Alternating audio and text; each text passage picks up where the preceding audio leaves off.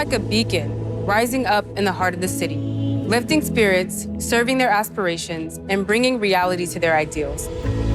A beacon made brighter by gathering together many sources of light.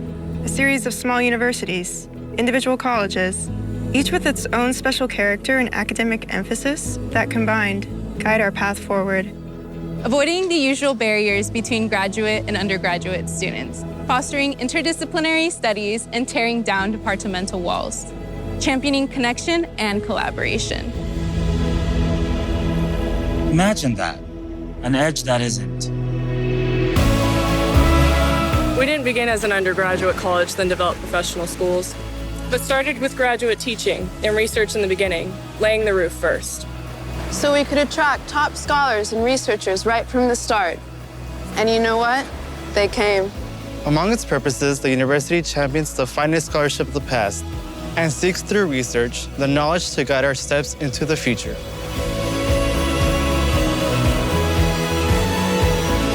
Guided and inspired by our founders, we're a university founded on the edge, and we continue to thrive on the edge of tomorrow.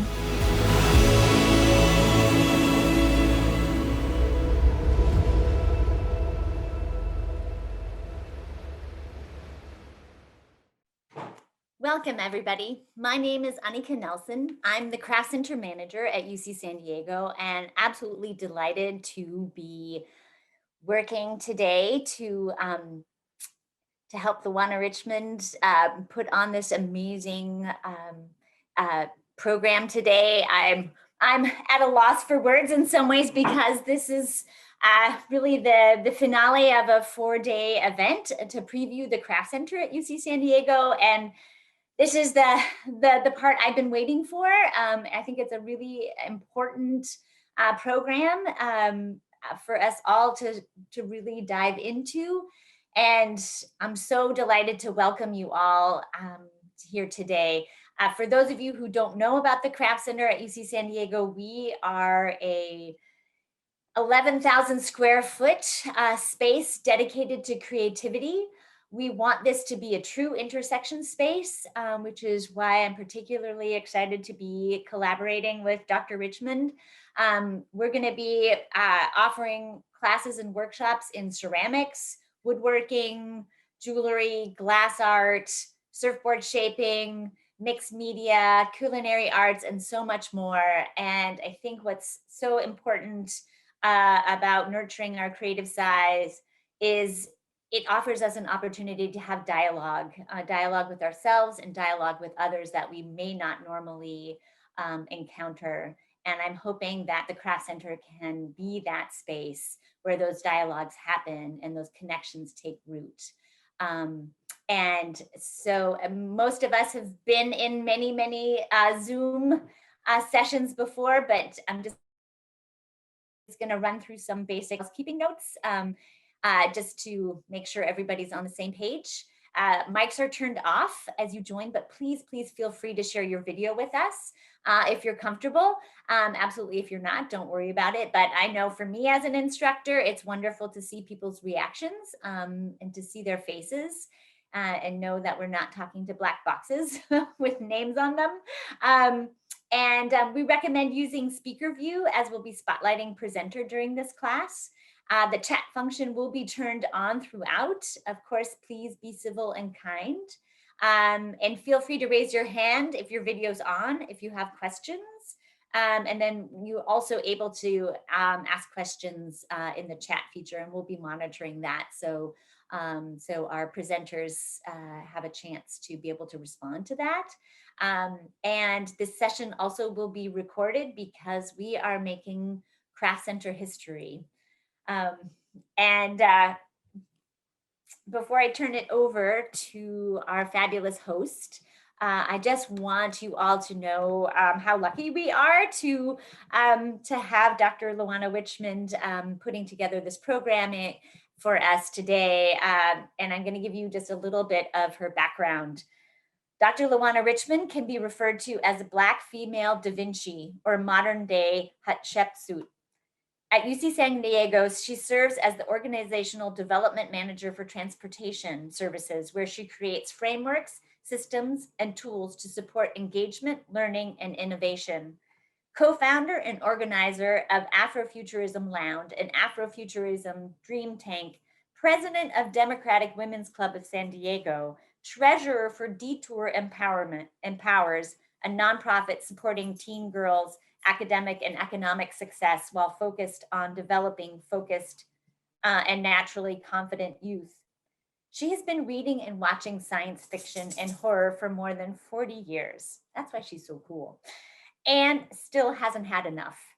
Most recently, Lovecraft Country had her enthralled, terrified, and overjoyed all at the same time. She's a mother and a grandmother. Her favorite word in the dictionary, nebulous, because it describes something that can be anything.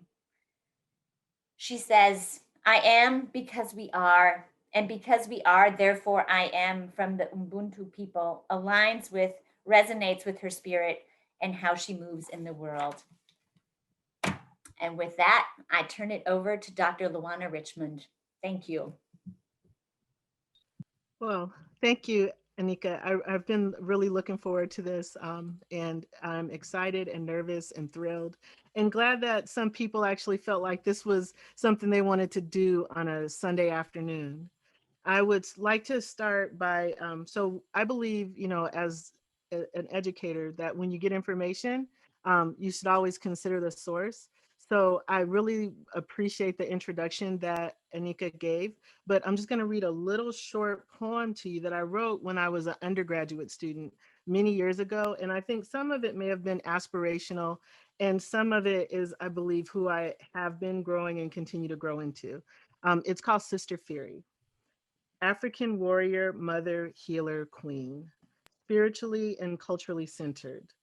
I love my people and they love me too. This is whose world you have entered. Affectionate, dynamic, and kind with a balanced, directed, creative mind. Brilliant, loving, gentle, and wise. Come look into my big brown eyes, cute freckled nose, and pedicured toes. Each day, my capacity to love you grows. And so that's a little bit about who I am. So then you have context, because I think context is always an important thing. For some people, Afrofuturism is a new term. And so I wanted to give you a few definitions just so you had an idea like what the playground is, because hopefully we're going to have fun and we're going to play. So one definition, the earliest definition of Afrofuturism itself, and actually the genesis of the term, it was originated in 1994 by Mark Derry, a British journalist. And this is just an excerpt of the sentence. He said, speculative fiction that treats African-American themes and addresses African-American concerns in the context of 20th century technoculture and more generally, African-American signification that appropriates images of technology in a prosthetically enhanced future. So that's one definition. And when I get through this, you'll understand why I'm reading you three different definitions. We're going to do a little bit of triangulation. So Waitasha Womack wrote the book Afrofuturism, which was considered the seminal book on Afrofuturism at the time it was published. And she said, an intersection of imagination, technology, the future, and liberation, in which Afrofuturists redefine culture and notions of Blackness for today and the future by combining elements of science fiction, historical fiction, speculative fiction, fantasy, Afrocentricity, and magic realism with non-Western beliefs. So now, just to bring it back home to UCSD, Alondra Nelson, who some of you may know is an alum of UC San Diego and was recently appointed to the Biden cabinet for the sciences. She said when she was president of the Social Science Research Council, Afrofuturism describes visions of the future, including science, oh my goodness,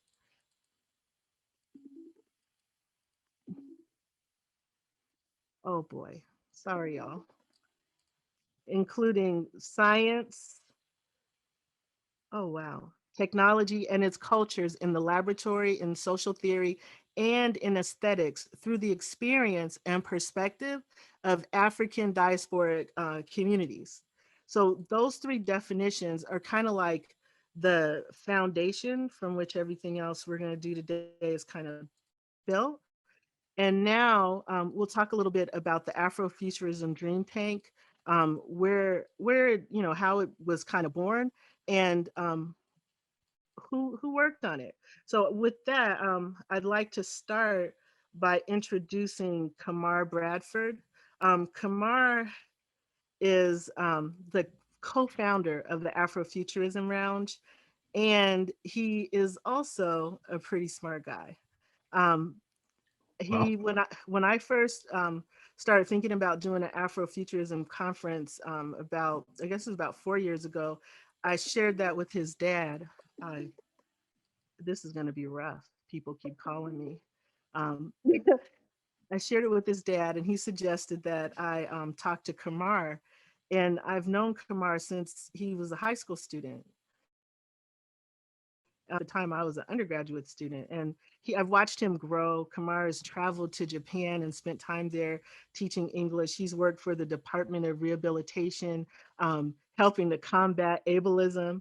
And now he works for the federal government, for the Navy, I believe, with their EEO programming.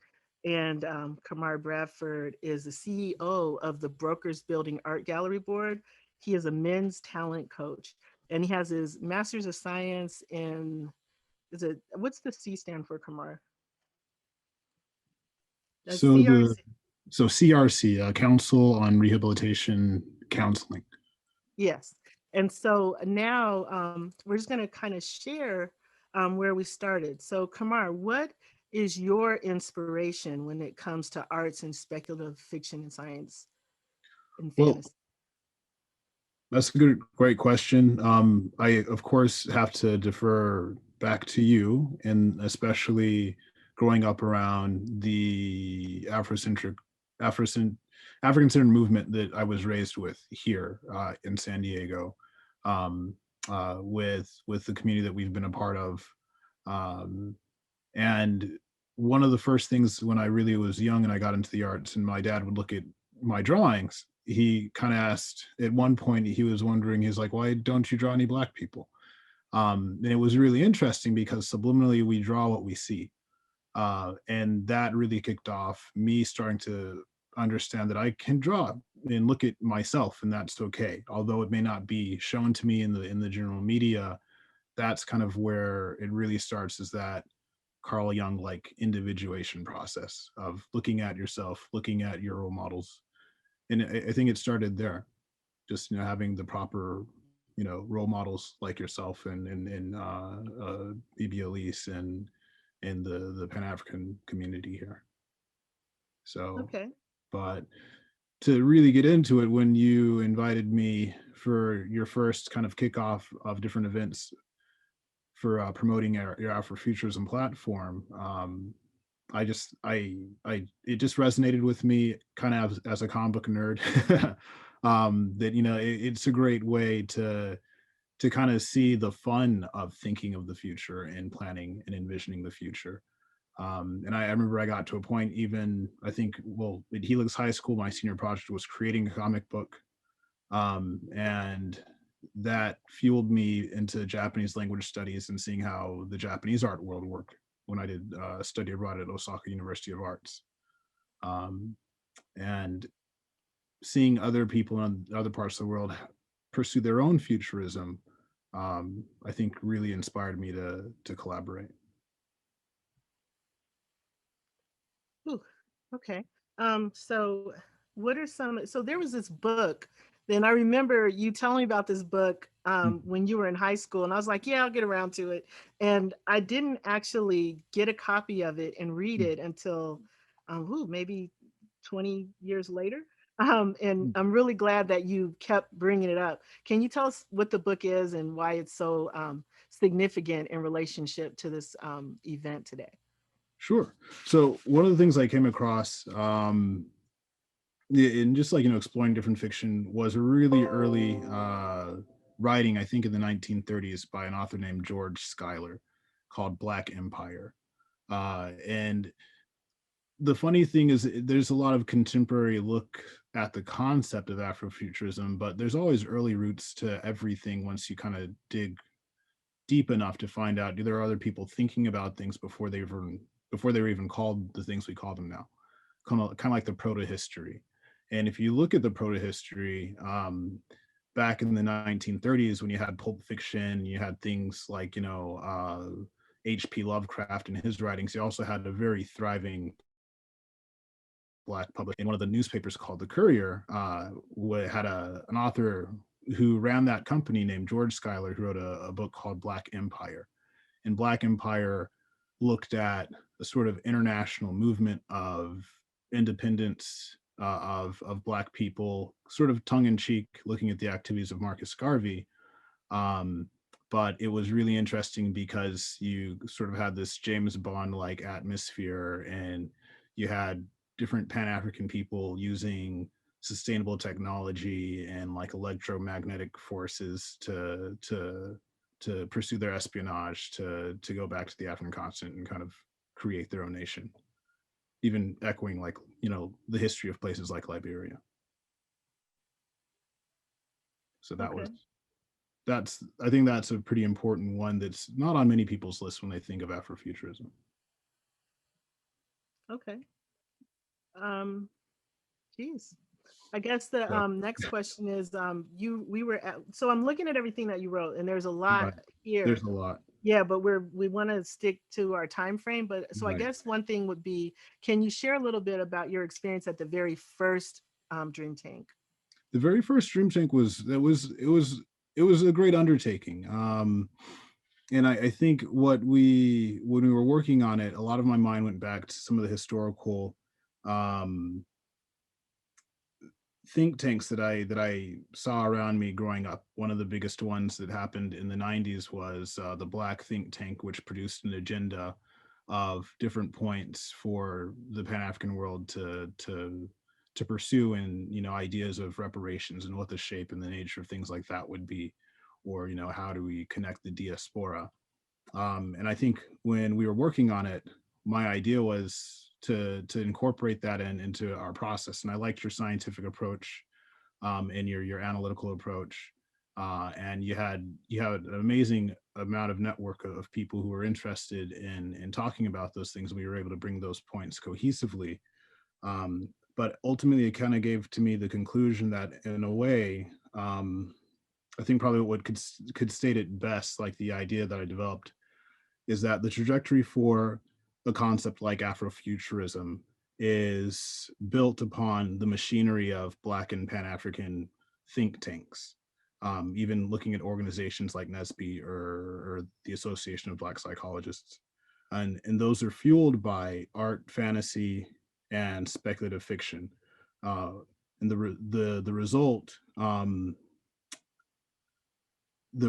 include inventions like, things that we may take for granted, like peanut butter or heart surgery or inoculation.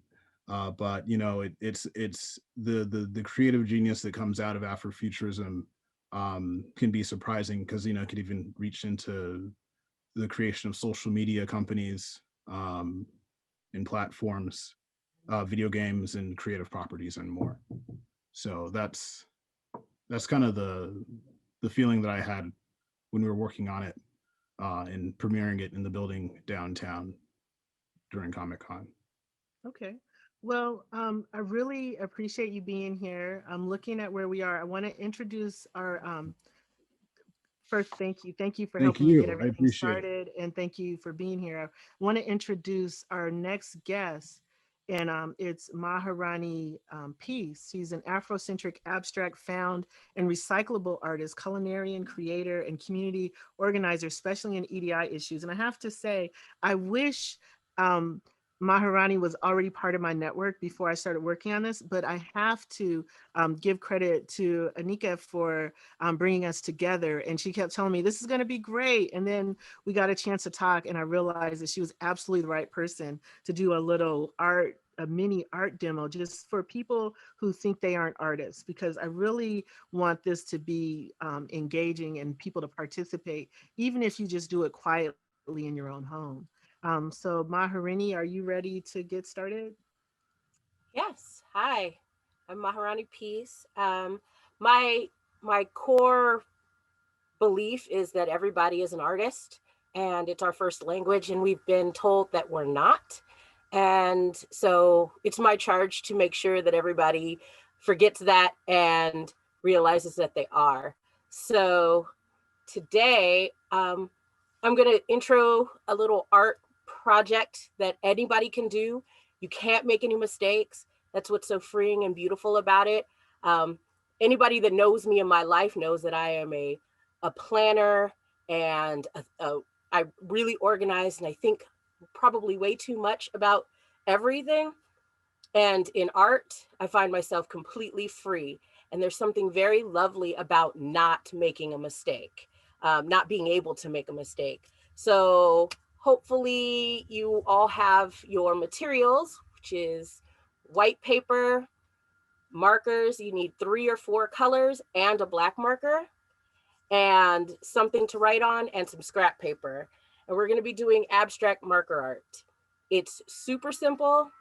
The only real rules, if you call them that, is that at the end there shouldn't be any white left on your page, and that wherever 2 colors meet will be outlined in black eventually. And this, my personal rule is I like to not have anybody comment on my art until I'm done, because I'm abstract. I never actually know what I'm doing. I can never draw myself or somebody else if they ask me to, but I can definitely do their essence. But if you say what you see before I'm finished, I'm pushed into that direction, subconsciously or consciously. So the fun part about this art is if you don't know what you're making, you can't make a mistake. And what's supposed to be there will be there in the end. So we're going to be doing stuff that looks like this. Well, this is my version anyway. Yours will look completely different. You're going to take your 3 or 4 colors, and what starts out looking like a bunch of random shapes ends up looking like a cohesive piece in the end because of the tying in the black, which will outline everything. So I have a couple starter pieces to show you. I just start drawing random shapes. They could be anything. They don't have to touch. They could touch if you like. That's fine. Also, I use regular markers. I grab my little pack of Crayola markers. I like the broad markers because they help you fill in the space faster. But if you have thin markers, that's fine too. If you do have a broad tip marker, one of the tricks of the trade is to use the side of the marker instead of the tip, because it'll help you glide and fill in those spaces faster. Once you start doing that, you can start adding black to, like I said, wherever 2 colors meet. And the smaller you make your pieces, like you see there's some tiny little dots here, just remember that everything's going to be outlined in black. So that will be a little bit more laborious, but that's okay. You can do whatever you want. Again, no mistakes. This is what frees you. It's interesting to see what comes up out of the art that you create. You find that you pull colors, and it's that you're pulling colors for a reason that maybe you didn't realize until everything's done. You find that you see things in the art that you've made when you're finished that speak to whatever you're going through, whatever you're thinking about, which is why I say, don't tell me what you see. Let me free myself and get out there and see what I need to get out of my system and what ends up on the page. And the results are really interesting.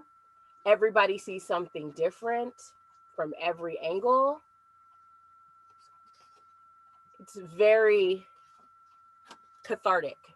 It's also something I really like to do when nobody else is around or when I'm just trying to decompress, watch some TV, pull out my markers. I can take this anywhere I want and free myself in any space that I'm at. This kind of thing is so important. We tell ourselves that if we can't draw a dog the way a real dog looks, then we're not an artist. But whatever you see the dog to look like is art. So many things that appeal to me don't appeal to others, and vice versa. Art is subjective. I work with lots of students from very young to very old, and I tell them my opinion about what you create actually doesn't matter. I'm just here to give you the freedom to do it. I'm going to give you the permission that may have been taken away when you were younger, when they said, that doesn't look like you, or that doesn't look like what that's supposed to look like. Forget it. It looks like what you think it looks like, and that's okay. And even if you don't like it, there's somebody that will. I never throw away any of my art. It's okay to not like what you've created. So it might touch somebody else. So I've started a piece that I'm working on right now. I hope that you all are starting on your pieces. I picked out a few colors and I'll keep adding to this. I just drew some shapes all over the page. I usually like to start with the lighter color first, just because sometimes, depending on the markers that you're using, they will bleed in. The darker colors will bleed into the lighter colors, or vice versa onto the tip of the marker if the darker color, if the lighter color is touching a darker color. So I like to start with drawing the lighter colors first and then moving up gradually. Once I've done that a few times, I get to a stage like this where I decide, okay, I've got enough stuff on the page. I'm going to start outlining in black. And if I so chose to, I would fill the rest of it in black. But what I usually end up doing is seeing where I'd like to add more shapes and more colors, giving a full effect all over the page. So I can add little bits. And like I said earlier, if you do smaller dots or shapes, that's fine. Just remember that you're going to have to outline them. So I have some examples. You see, these are some really small dots that I had to go around in black, but they work just fine. And then I also have these larger shapes and some fill-ins where there's nothing. Sometimes my canvas, my papers are completely full in black with little bits of color, and other times it's mostly color and literally just a little bit of the outline. So you have a lot of choices there.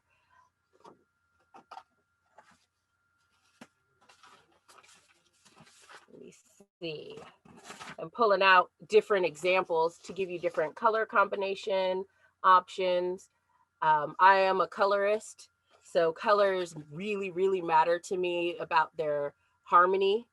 But again, there's no mistakes in this art. So pick what is calling to you.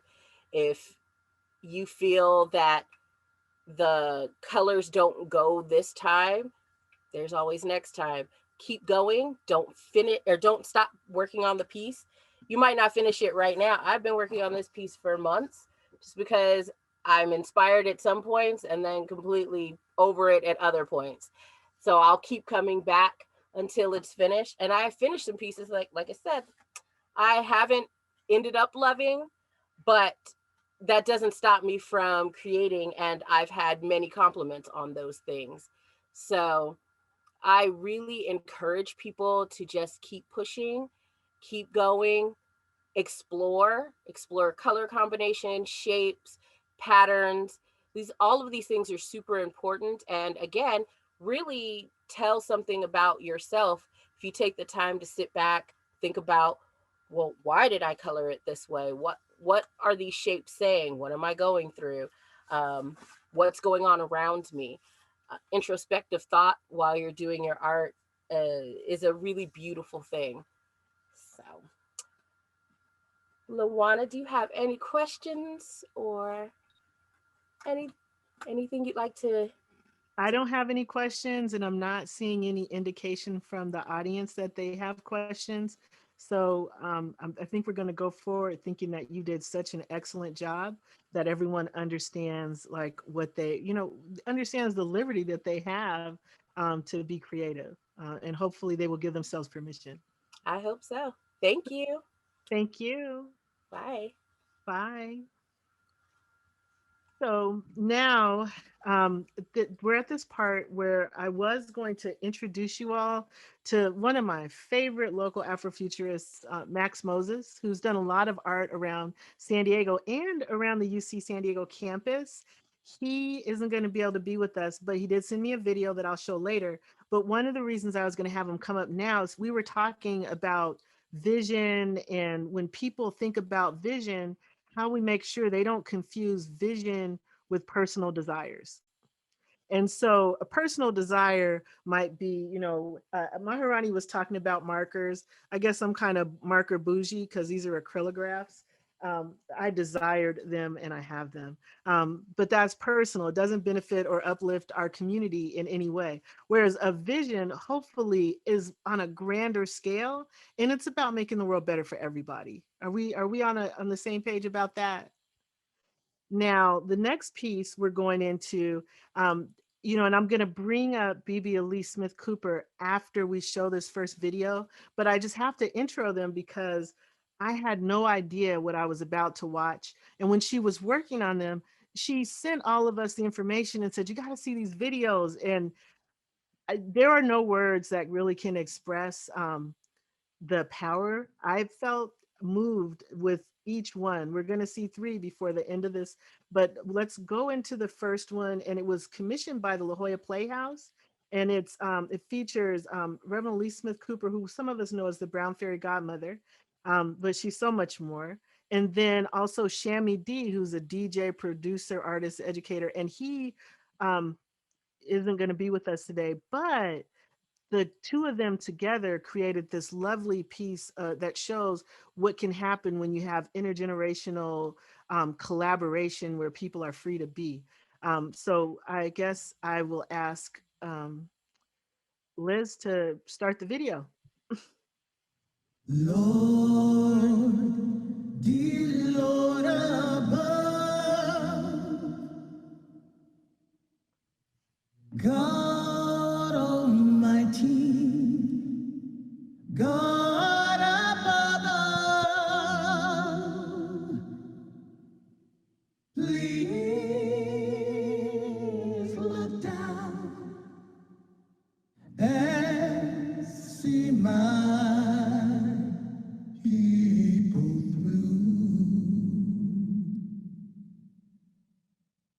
Lord, dear Lord above,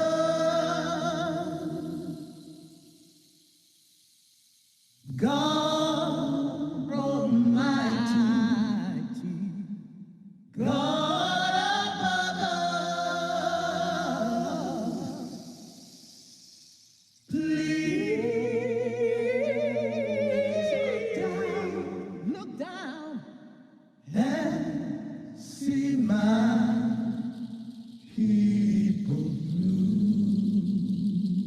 if there be any mercy, Lord, see my people through.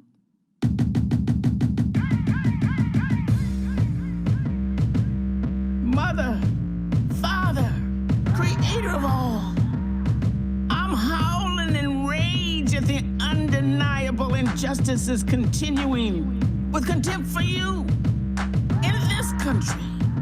This experiment in consciousness, no recognition of brotherhood, common decency cast aside, compassion consumed by the lies and greed of darkness, refusing to admit defeat.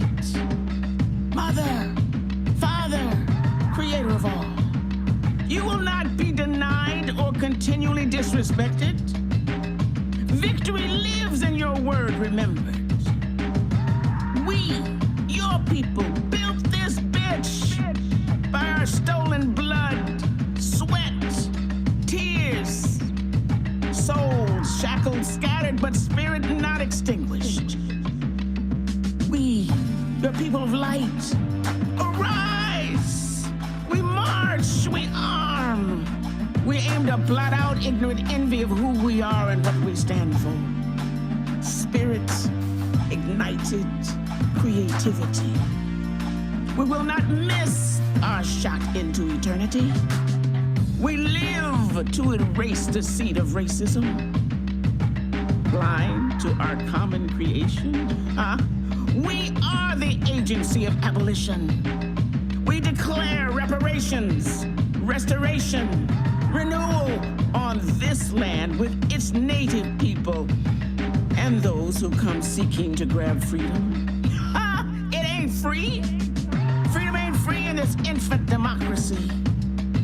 We still longing, crafting, fighting for it. Still rubbing the sleep from our eyes, remembering the nightmare of the imposters trying to steal it. Mother, Father, creators of all, we belong to you. So I talked a little bit about, oh yeah, I unmuted myself, sorry, about Bibi Elise. I didn't mention that she's a poet and a published author and a minister. And honestly, when I am feeling a little unbalanced, she's one of the people that I call.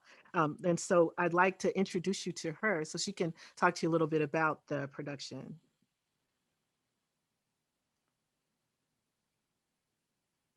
I think I'm unmuted, but I don't know if I'm on, if you can see me. I'm waiting, so we need to spotlight you. I think I can do that. I think I've got we got you. All right, wonderful. Well, good afternoon, everyone. Happy Valentine's Day and all of the other things that we could be celebrating at this particular moment, the Lunar New Year, the birth date of Frederick Douglass, Black History Month, any number of things that we could be celebrating. But I'm grateful to be celebrating with you here at this time. Most particularly, I don't know everyone who is presenting, but I have been graced with the opportunity of getting to know Dr. Furiali, I call her Furiali, Dr. Lawana Richmond, and the Honorable Kamar Bradford. I call him honorable simply because we have no idea what this young man is going to end up being and bringing into existence, but we know it's going to be honorable. So I can always say that. And I recognize that I consider myself to be an elder with a transformational thrust, which only means that I've always been odd. I've always been a little weird. I've always thought a little differently. And I had to keep it hidden because it was just too painful to expose myself in all of the situations that I found myself in. As you say, I'm a registered nurse. You can only be so forward thinking and speaking in that arena. I'm an ordained minister, and certainly there are protocols to be considered and acknowledged in that arena. I'm a parent, I'm a great grandparent. So there are lots of ways that I have found myself constrained. But in my creative expression, just as the marvelous young artist who came before me, I loved her face. Her art was amazing. Her face was art, and I loved it. But speaking in that particular reign of freedom, that particular realm of freedom, that's where I've been able to have the wiggle room to say the things that I wanted to say and take a role if I felt that it was appropriate as an actress to be able to express my creativity in that way.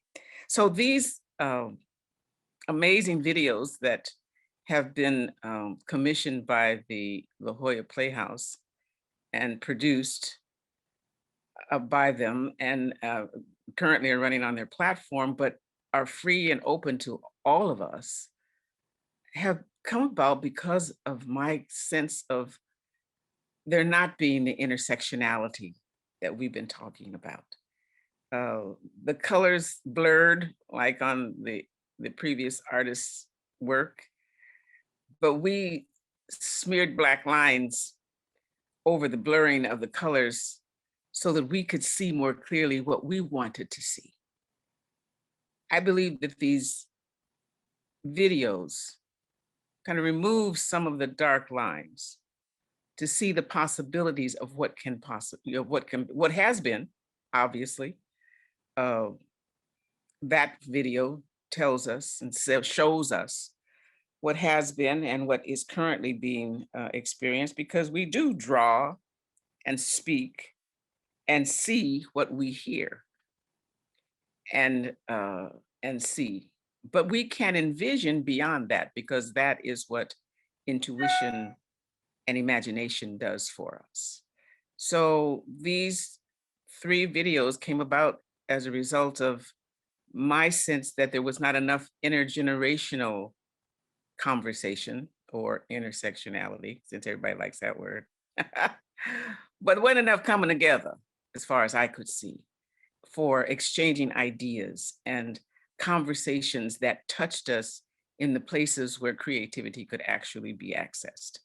So as a result of a conversation that I had with the Leadership Council of the La Jolla Playhouse, Christopher Ashley and Jacole Kitchen helped us to bring this project together. So Shami D and I, obviously different generations, obviously, well, maybe not so obvious. We look alike in lots of ways. Physically, we do resemble each other. People ask me, is that somebody in your family? No, we had never actually met before. We'd been in the same rooms before, but what we can come to understand is that there is so much more that is common to us than that is not. In between cultures, in between races, ethnicities, sexual orientations, there's still more of us that is common than is uncommon. And for all of us, the need for a world in which we can live and move and have our absolute being in the image of that has created us, in compassion and love and harmony and unity, that is something that's common to everyone. So I hope that you see that in the course of the music videos, and that you will also understand that this is an offering. This is an offering to our community. It's an offering to the world to be able to respond to that first piece, the sermon. It's been offered the basic information, the basic music, digital music, and the basic words that were spoken are being offered to the community for people to respond to in any creative way that they can experience. So appreciative of the young lady who went before me, because her creative expression could actually be incorporated in some way. She chose to respond to the music or the words or both of the sermon that just preceded our conversation. So it's an offering to the community. The Playhouse is willing to receive whatever the offerings are. We've already had some. We've had one amazing video of dance in response to the words and the music. There are other people who are producing sculptures and other things of creative value that speak to the emotion, speak to the intellect, speak to the positive movement that is encouraged as a result of what we tried to do, because we felt like old folks and young folks need to be able to talk together. It has always been so, and anytime we have that separation, I think we have a real issue of communal living and the passing on of wisdom. It's a very difficult thing to do if you're not in communication with one another. And I'm not talking about the elders being the only ones who give wisdom by any means. obviously it's an intergenerational exchange. It's a reciprocal activity. So, insofar as Afrofuturism is concerned, to be a Black person in this stage of cultural and physical evolution is to be an Afrofuturist. If we recognize where our history has come from, what it's evolved from, and where we hope for it to transform from here going forward, there is the African genius that must be considered, because it is at the basis and is a thread through everything that we experience if you really want to get to the science of it and do the research. So, Dr. Lawana Richmond, thank you so very much for including us in this process. For everyone that's involved, my heart is wide open, filled with love, and I'm absolutely thrilled to see us moving together and talking to one another. Blessings to you. So Bibi Elise, I think you have an inkling of just how much I love and appreciate you. So thank you for being here. And we have, we actually shared in the chat the link to the challenge for anyone who wants to react to that video and do, you know, kind of like all these challenges we see all over TikTok and Instagram and Facebook. So instead of doing a silhouette challenge, do the sermon challenge, and let's start some conversations about some things that can help us individually make a difference in our society. You know, no cap on the silhouette challenge. I gotta admit, I've enjoyed some of the videos myself. But, you know, I want to just say that we have built into this interaction and time for reflection, because my favorite thing for people to do is think, because it's not illegal, it's free. I encourage you to engage in some of the art, and I'm going to play a little bit of music and give you a couple of minutes just to reflect on everything that's happened in the past few minutes. And we're going to come back, have some reaction. And I didn't tell you at the very beginning, but the chat is open. So feel free to also engage and interact in the chat, because this is not, I don't like doing things that are talking heads type things. I like, yes, I see heads nodding. I appreciate it. Yeah, I don't feel like I'm alone. All right. So I'm going to turn on some music. We're going to show a slide, and then we'll go from there. All right. Great.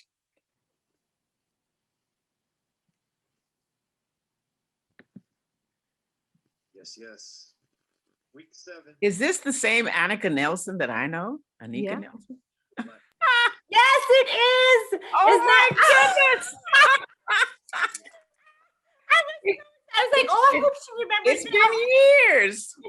It's been so long. It's been way too long, Elise. You are so beautiful. What Telling a wonderful synchronicity. I'm so glad to see Isn't people it that great? you know.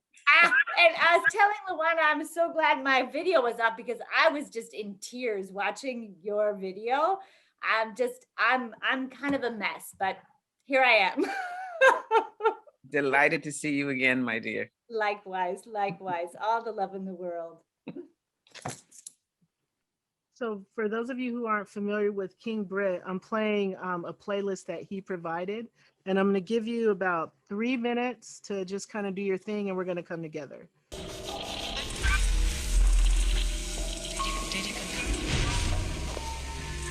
Is that better? Yes, thank you.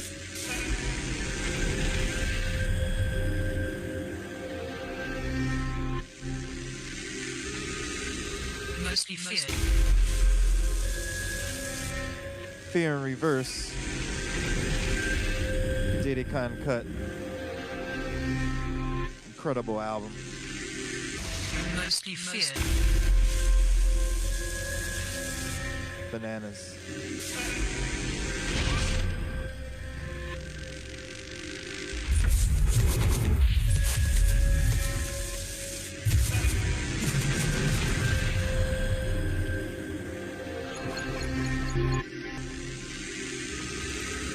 Mostly feared.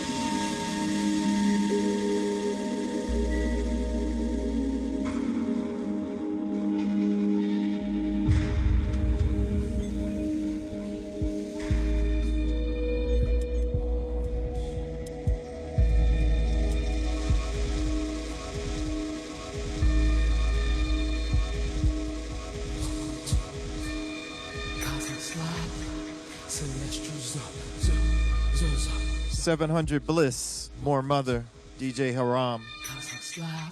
Big one. Don't hate, bitch. Up in here trying cold switch.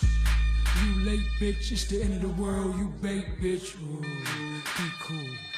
Just touch down in the spaceship. Be cool. The mothership's in the basement. I arrive on arrival. Bloodthirst in the jungle of survival. I arrive on arrival. Bloodthirst in the jungle of survival. Welcome to Cosmic Slide. Celestial Zoo. Welcome to Cosmic Slide. Celestial Zoo. Don't hate, bitch. Just in the world is the matrix. No race. Okay, full disclosure, I could just sit here and listen to King's music, but I know that I've got a lot of content that I'm trying to squish into this couple of hours that I have with you. I know that some people have other things to do after this. I hope we're at a good stopping place to then transition into the next part of the event. So we've done the journal and art prompt.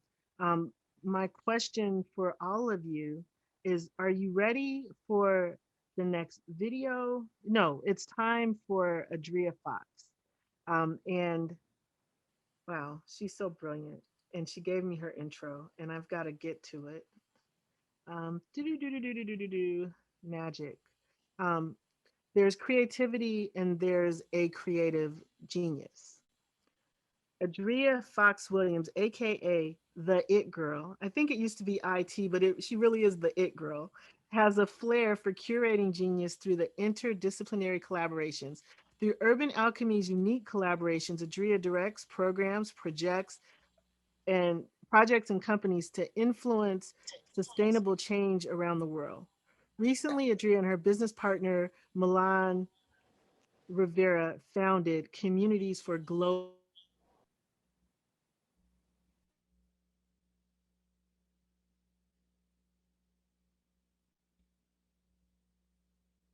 I froze. I think it's Dr. Luana. Yes. Oh, okay. There she is. You're back. Were you guys okay? Good. Awesome. Were you done? I don't know. Yeah. Okay. I mean, I can go on. I mean, no. You I think froze. there's so much. You froze, and so I just wanted to have us all take a minute to breathe together, and just be in this space and time together is so incredible. I think all those that have gone before us in this atmosphere of creativity, and it's so important and essential in the time that we're in to remember that we are at the core of who we are. We are creative beings. And so I thank Alice and Miss Hall. If you're still there, I don't know. I call her Miss Hall because she was also my son's teacher and counselor. So it's just an honor to see all these faces of people that I haven't seen in a long time or wanted to meet, and here you all are. So thank you for being here. So I was invited, I'm an honor to be invited by Luana to come and speak to you about something that I find near and dear to my heart is community collaboration. And so when I was seeking this knowledge, I was asking myself, why are we so discombobulated? What is wrong? Why do we have, south of the 8? Like, why does that even exist as a title of a community and we all know what that means when people say south of the 8. And so I wanted to find a way forward to get rid of what sorts us, what places us in these different categories. And so it's called Urban Alchemy Restoration. And I didn't get here on my own. It was, again, by asking questions and seeking people that had already mastered this skill set. So Urban Alchemy Restoration is asked the question. Her name is Mindy Fullove, sorry. And Dr. Mindy said, what is it that divides our neighborhood and what's causing public health? Could it be things that are causing public health problems? So she was studying how our cities in communities like south of the 8 or South Central Los Angeles had been sorted, and those issues like the AIDS crisis and other things were causing these huge public health crises. And then she asked, what if there was a new approach to planning and designing that could tackle both the built environment and a collective way of being the beginning at the being at the same time. So she was really looking to find out, how can I take this public health crisis, and we all know that we are currently in one, and how do I help communities understand that we cause this big, huge divide in our communities? And so next slide. And this is what that looks like. So you have health disparities, resources aren't being shared equally, you know, culture, that's all these different cultures, like in San Diego and Hillcrest, there are 46 different languages spoken. So that causes a divide. And then education and class and racism. And in Mindy's work, she talks about it's a sordid city and it's just all broken apart and there's huge divide and no one's talking and communicating together.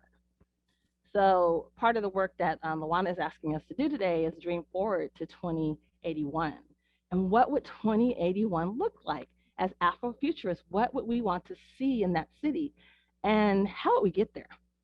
So I'm hoping today to provide you with some foundational tools. Next slide, they're called the 9 elements of urban alchemy restoration. And they're broken up into 3 categories. And the first one is align. And then the next one is create, and that's where we're all at today, and connect. So I'm gonna get my notes out here because I can't remember everything. And what I love about this way forward is it gives us some elements to set a foundation to move forward, remembering the past, remembering how we got there, and sort out all these complexities so that we can begin to have transparent and aligned communication and resources moving forward. So the first element, there's 9 of them, like I said, in align, is keep the whole city in mind. So when you're talking about creating your dreams and visioning forward, and you start, using your artwork to think about 2081, as Luana's asked us to do, what does that look like? Think about creating this strong foundation. So you're going to keep, if you're doing community planning, for example, that's what part of my work is like. I help communities get organized. And so what does that look like? I'm thinking about not just me and in my town. I live near San Diego State. So I'm not just thinking about San Diego State. I'm thinking about how does the work or whatever I'm doing going to impact the future foundation for my area, as well as the county, as well as the nation moving forward. It's something that people aren't usually thinking about, me and my neighbors. Well, now I'm asking you to think and keep the whole city in mind, keep your whole household in mind when you're thinking about planning forward. And then the next element is find out what you're for. Sometimes we're so busy and caught up, and raise your hand if you can think this way and with me, is so busy we're caught up in, I got to do it this way, I got to do it that way, and you never slow down to really form the mission. And so once I understood my mission and what I was about and what I was for, that allowed me to help other people kind of start to clarify their visions. So when you decide to think about, what does my community stand for? What's the vision? What common grounds do we find ourselves in? And also thinking about, how do I include everyone in this sorted out city? So that broken divide that you guys all saw, that's the sorted out city. So in the art of science and urbanism and restoration, we want to start to figure out, how can I restore that so that we can all come together? So we're going to find out what we're for. That's the second element. And then the third one is make your mark. So you're going to make your mark. So Luana's decided, I'm going to make my mark in Afrofuturism. She's thought about it. She's collected a dream team so we can start thinking about it together. And what does that mean? So you're going to start to explain the differences and what does that mean for all of us? And how does that shift the movement forward? What are we going to place our mark? What are we're going to say we stand for, creativity in this art space. And so how do we begin to use that to build a bridge forward? So that's align. And it's hard to see you guys because I'm looking at my notes at the same time, but that is align. And then we can ask questions later if we have time for that, Luana. And then the next element is, there's 4 elements in create. So that's the space we're in now. So in Create, the first element is unpuzzle the fractured space. What does that look like? Well, there's this fractured space between art worlds even. You know, how this artist perceives art in this atmosphere and how they think it should be done. And then there's other artists that's like, we're gonna do it on the wall. And they're like, wow, I can remember when graffiti art first hit, people were like, is that art? Of course it was art. And now, you know, thanks to some great artists like Moses, we can see that that's art. And like our first speaker, she said, you know, it's your own expression. I can't tell you how to do it. It's how you're going to express who you are to the world in this creative space. So that element, unpuzzle the fractured spaces, has to do with, you know, what separates us and who and what does and how do we separate ourselves. And after we figure that puzzle out and start to come together, the next element is unslum all neighborhoods. Does your neighborhood feel like a community? Or does your household and your block, does it feel like a community? If so, why? If not, why not? And what would it take us all to make it feel like one? So in 2081, what do our neighborhoods look like? And what do our communities look, what do our households look like? And then the next element is make meaningful places. Name a public place in your neighborhood where people get together. And so we can think about this space that the USC's, they've made a space for us. All us creatives, we have a space where we can go and we can learn and we can come together and create together. So I love that. You created a meaningful space. And then the next one is strengthen the region. So one of the things that this creative space is going to allow us to do is we're going to be able to come together, especially through Afrofuturism. We're going to actually be able to come together, and that's going to strengthen the region because we all live in different parts of the city or the county. We're all going to be able to collaborate. Zoom, technology has actually made it easier for us to come to a meeting. I can remember I was part of an organization called, it was a new chamber, the Chamber of Purpose. And they wanted to begin to have a business/social chamber where we could all come together. Well, the problem was that the meetings were all the way out in La Jolla, and I don't drive out to La Jolla very often. And I recommended, hey, you know, if we're really going to create this way forward, why don't we start having meetings in different parts of the city? So that's another way where you can think about, like, how are we going to strengthen the region? It can't just be about you come here. No, we also need to figure out how to get into the other spaces so that we can make it easier for everybody. Now Zoom has kind of alleviated that barrier. And then the last piece is connect. So the eighth element is show solidarity for all life. How do we define solidarity? How do we view solidarity? Within our city, within our community, within our businesses, and what are the ways in which a city shows solidarity? And this is really interesting because we're in a time where this is probably one of the most essential pieces to this work that we all want to do, is showing solidarity for all life. And I'm so proud to be a part of a community that understands that and is working towards that. And so as we vision for 2081, what does that vision look like? I just cannot imagine in 2081 that we're having the same conversation that Black Lives Matter. I just cannot imagine that. So in my future world, that doesn't exist. We're all cohesive. We're showing solidarity for all life, whether it be my dog, my cat, my people, my neighbor next door, in all life. And the last thing is, this is the most important one of them all, is celebrate your accomplishments. One of the things that I love to do, I love a good party. Like Luana knows, we all know, like, I love a good party. Before we were closed in, I was always figuring out, like, how can we just all celebrate? And so one of the things that's really, really important, especially in this time, is to take the time to connect through celebration. Whether you do it virtually or whether you do it through small gatherings, but I really, really employ us all to think about connecting through celebration. And that's how all the elements work: align, create, connect. And there's a lot more. There's a lot of tools that go along with this. There's some lessons and some community collaborations that we can all do to make this work and function. But these are the 9 elements, and I just think it's a beautiful way for us all to get together. Wow, thank you. So before we go any further, are there any questions? There are a couple of things we're gonna, right after this, we're gonna look at the last 2 videos from the La Jolla Playhouse Project.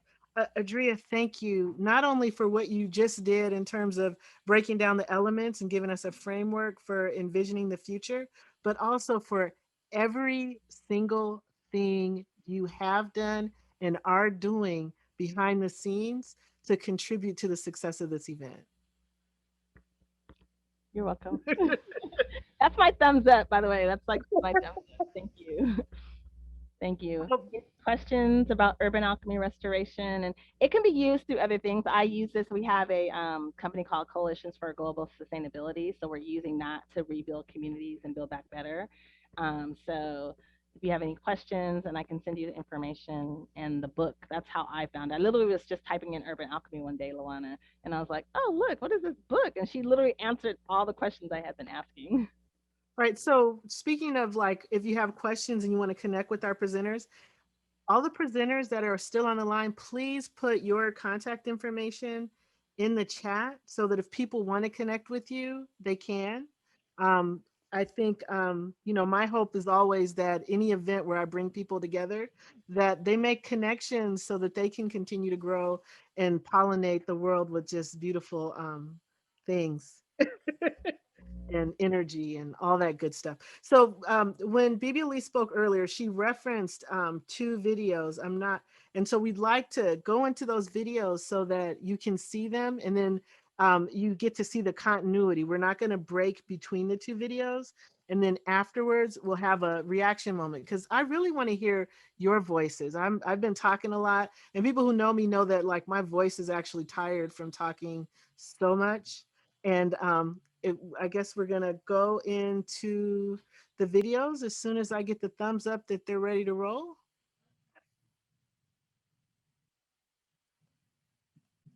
I think we're close.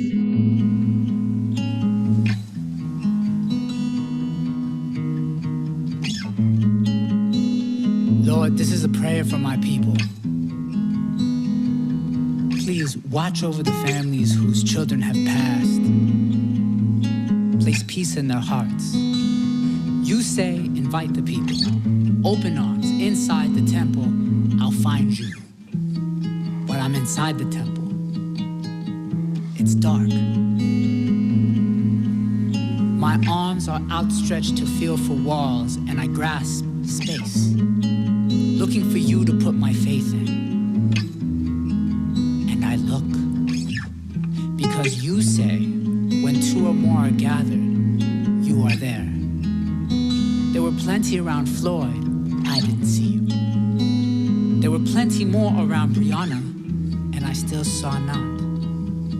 And you say, turn to you in my times of trouble. Turn to you when I am broken. Turn to you when I have nothing else. I will make you whole. Sometimes I get tired of turning. What I want is justice. What I want is compassion. What I want is a way out. What I want is to live my life like they can. What I want is the killing to stop. What will it take to bring the babies back? Turn Breonna into the modern day Lazarus. Give Elijah 3 days. Resurrect Floyd from under the knee. I'm asking you for miracles. Hopefully it's not too much to ask for. Respect. I'm in your temple. Arms stretched out. Searching. Hands up, guide my steps. You're all I need.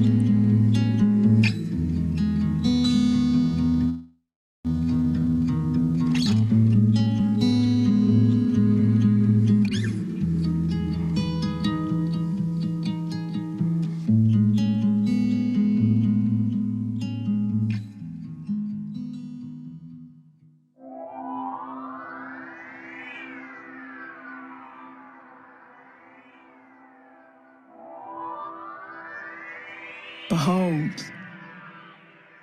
we create together new visions of life on this renewing earth.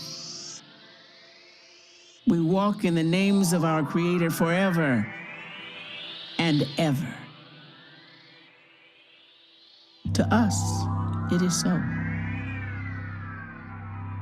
And so it is.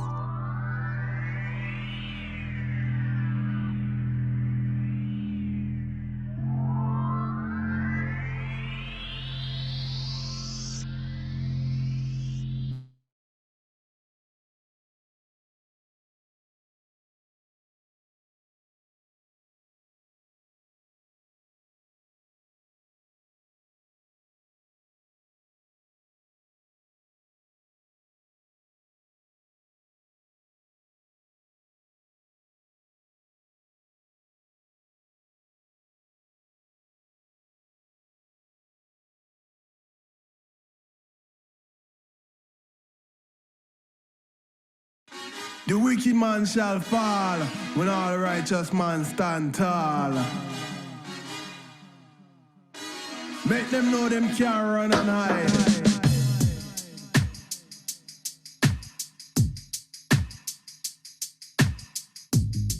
So, my beloveds, that's the way it was in those days.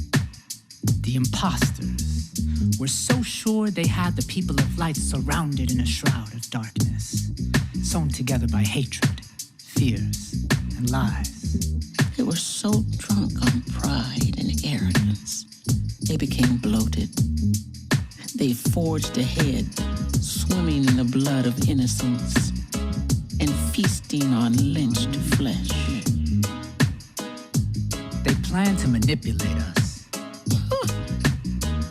We, the rainbow melanin peoples, the vision poets. They thought we were convinced, blinded, deafened to the cried out anguished last breaths, calling for mother, seeking compassions which were unavailable. They thought we would turn on each other, shedding each other's blood. But then, lightning flashed, the lion roared.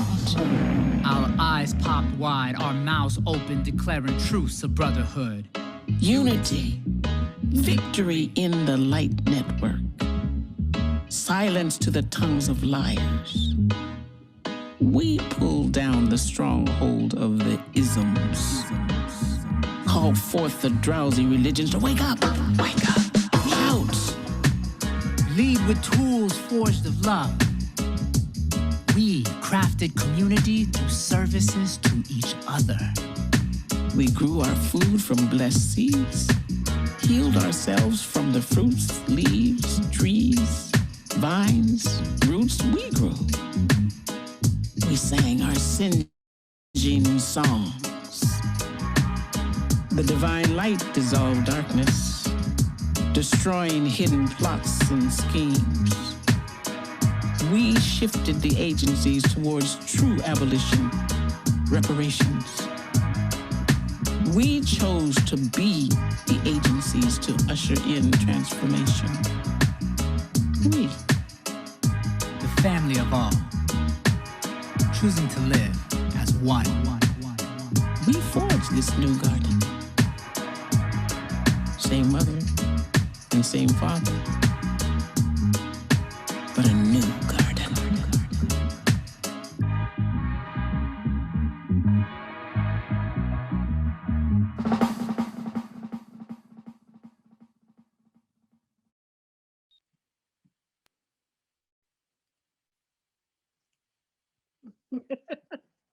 All right, so thank you all. This is so now we've had a chance to see all three videos. I'd like I'm looking to see if Bibi Elise is still here. Guess I could search.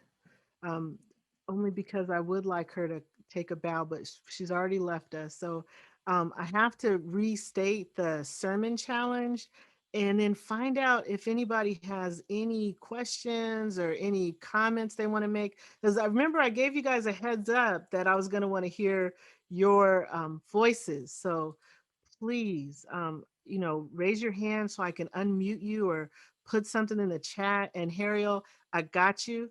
I see your faces, and I know a lot of you. A lot of you are friends and family, and I know you're not shy. So please be yourself in this moment. I'm not going to call on anybody because, this isn't class. Does anybody have anything they'd like to share or say in reflection?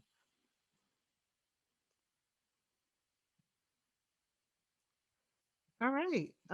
So this is the part where I get to be the talking head. And oh, thank you, Carmen. I've been counting on you my whole life. Hello, everybody. I'm Dr. Lawana Frielli, Richmond's cousin. Thank you for inviting me. This was awesome in so many ways and in so many levels, in so many depths and dimensions and fears. But I love the diversity and I love the authenticity of all of the presenters. I love the fact that they were being their authentic selves. And I think it's so important as we move forward. All of us won't get to 2081, but I still have a dream that those that come after me will have a better world than that which those that have gone before me have had, those that are currently here, and those that will be a part of the world yet to come. And I know that we all have various perspectives, but it's really important, not just for our culture, but for all cultures, that we learn and grow from one another. We have gotten so divided, and we have so much animosity against one another, even internally within our own cultural. There's so much hate and resentment and bitterness. And so however we can move forward and strive together to overcome that, so that the littles that we all have under us don't assume that. There's been so many postings in the last few months about, little kids 2 and 3, how they just authentically love one another. They come together, they embrace each other. They don't yet know that they should not like each other. That's something that I strongly believe it's not nature, it's nurtured. We teach one another how to not care and how to not love and how to not appreciate our diversity. There's so much about my culture yet I have to learn, and I want to learn about other cultures so that we can all be healthy together. So I hope that we can continue to have more of these forums. And I'll just say that for my cousin, that they become intercultural and they expand across the globe, and that we have persons from overseas that will begin to participate as well. Love you. Love you too. Yeah, so Carmen, just full disclosure, she's my cousin that I used to follow around like a little duck when I was a kid. Whatever she said was just, I was in awe because she was just the most amazing person I had ever met. And like, she was a full-on, big person. I was a little person. I didn't know nothing. Thank you. So we're gonna go into another video, and maybe some more of you will be willing to share. And and I have to say, Carmen isn't just Carmen. Carmen is retired Army, was it lieutenant, second lieutenant, first lieutenant? Major. Okay, major. So I don't know all that stuff, but and not only that, but then after she retired, she went back to school. And now she is the Reverend Carmen. And so I'm still following her. Now, this next video, Max Moses couldn't be with us, but he did make a video where he talked to us a little bit about community art, because the things that we do to make the world better, some of them are about policy, some of them are about building things, investing in things, but some of them are about the art that we put into the universe, because art can change the atmosphere. It can change the conversation. So without further ado, we'll show the video of Max Moses, and he's creating here on campus. Art is all.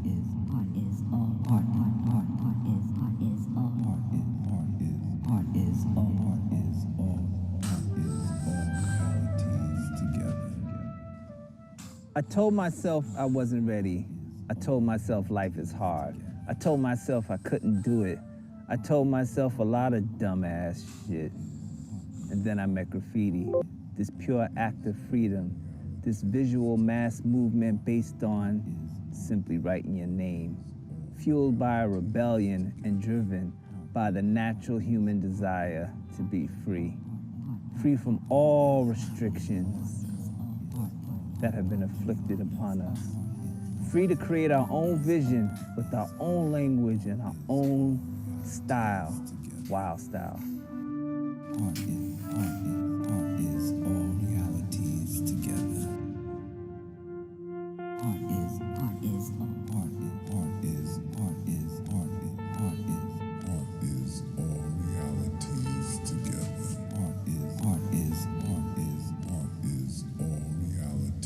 together.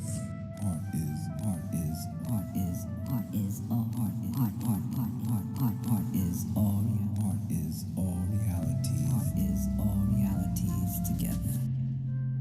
I don't see anything. The whole urban culture, I think a lot of people are really appreciating it now for what it is a true art form. It's not vandalism. It's something that people work at and love, and you have to treat it with respect. I manifested that. We're up here at UCSD painting a Max Moses mural. But it was a lot of hard work and dedicated time and effort on my part, but I manifested that, brought that to fruition. Well, first of all, the fact that I worked at UCSD blew my mind because that's a college, and I mean, people go to school there, they're gonna see that, you know, throughout their whole experience of college and sit there and eat and just look at it. So being able to be a part of something that big that I know others are gonna see, it's just a really crazy, surreal feeling. I don't know how to express it, really.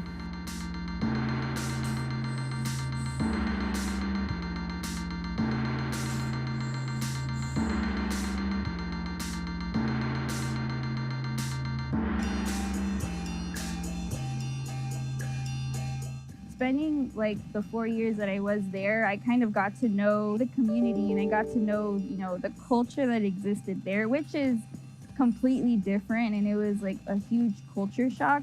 So seeing that myself, it felt familiar and it felt really, you know, it felt like I could relate. This is right down my alley. I still am just stoked that I'm getting to be a part of it. You only see in urban neighborhoods, like low-income areas, but they beautify it. They don't want just to see scribbling on the wall. They want to see a big, beautiful piece. It was actually really awesome being able to collaborate with different artists. I've only worked with 2 of the artists, but a new artist I got to work with, and I got to see their different techniques and how they do, you know, their different styles. It's classic Max Moses. They have a piece that's gonna be in uniform or kind of series-like with the rest of his work around the world, let alone San Diego, so.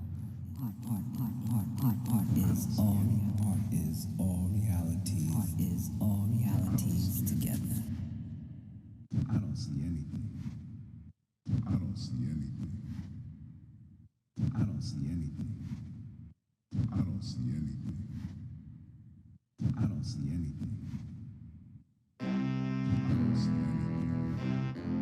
Amongst all the noise and chaos that makes New York City such a great place, yeah, that's where I was born.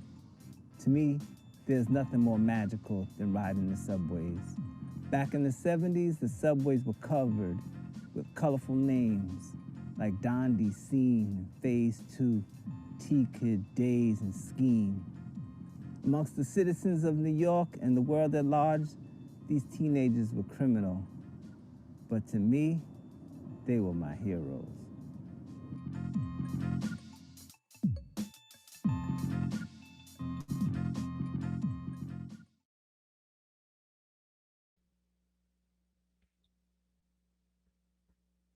All right. So, yeah, this is you know, all of this, everything that we've done, everything we've talked about, everything that I have shown you up until this moment, I see a hand. Let me see here if I can figure out who's got their hand up. Michelle, did you want to say something? Michelle Krug? Yeah, I heard you. I was just trying to unmute. It's a really tiny icon. I just loved that video. That's what I wanted to say. It just so reinforces what works for one person doesn't work for another, and everybody has to find their outlet, their way. And sadly, many of us never find that. I loved that video. That's all. All right, well, thank you. I really appreciate that. I do want to say, you know, as we're thinking about the future and we're thinking about visions of the future, one of the things that I really, I think it's important for us to understand. Sometimes people are afraid when we say things like Black empowerment or freedom or liberation, because they see it as at the expense of everyone else's empowerment, freedom, and liberation. And the reality is that is only the vision of people who are afraid of it. If you look around this room, if you even look at the videos that we've been looking at, that is not the message. And it hasn't been anyone's message. It's really been about diversity and inclusion and equity and fairness, and, you know, being able to know that my grandson, who every time I turn off my camera, that's who you see, when he is walking to school, I can feel like he is just as safe as anyone else's son. Kamara, I see your hand. Did you have something you wanted to say? I can let you finish. Well, you know, I'm being fluid because I was feeling a depth or a lack of input and engagement. So now that it has started and the pump has been primed, I just wanted to continue because you guys have heard from me enough.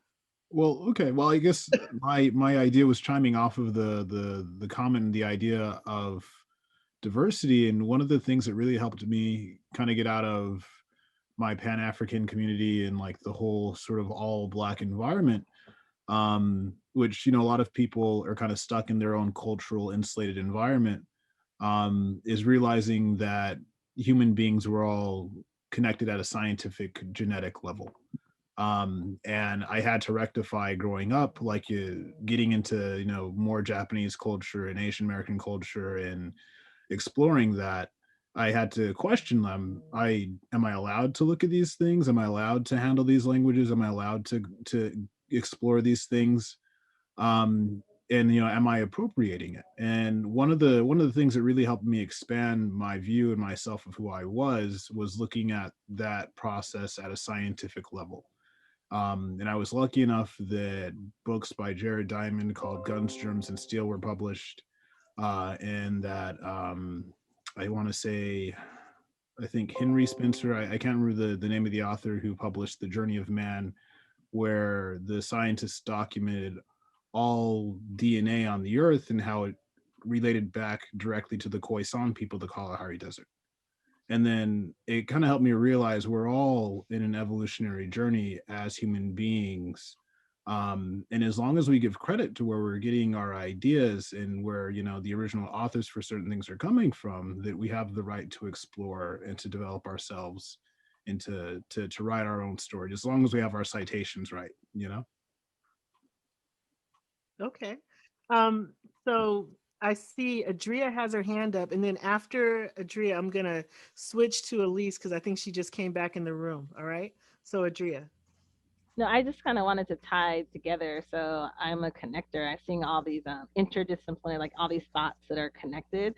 And really the thought is, if, you know, when King said, I have a dream, we're the children of the dream. That's how I see myself. I see myself as that child who said, hey, one day this color thing that, you know, man created racism isn't going to exist.